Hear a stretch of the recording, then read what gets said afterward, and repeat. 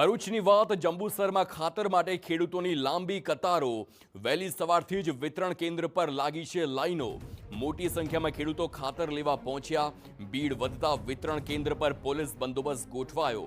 ખાતરનો વધુ જથ્થો આપવા ખેડૂતોની માંગણી છે।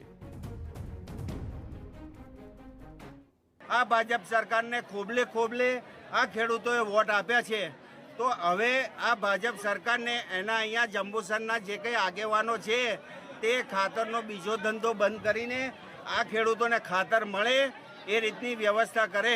આજે આ ખેડૂતો પ્રાંતમાં આ ખેડૂતોને ખાતર નહીં મળે પૂરતું, તો અમે પ્રાંતમાં પણ રજૂઆત કરવા, ખેડૂતોને સાથે લઈને રજૂઆત કરવા જવાના છે।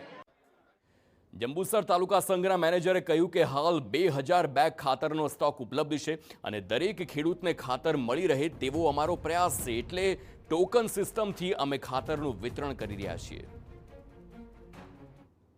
ખેડૂતોને અમારી એક નમ્ર વિનંતી છે કે થોડી ધીરજ રાખે।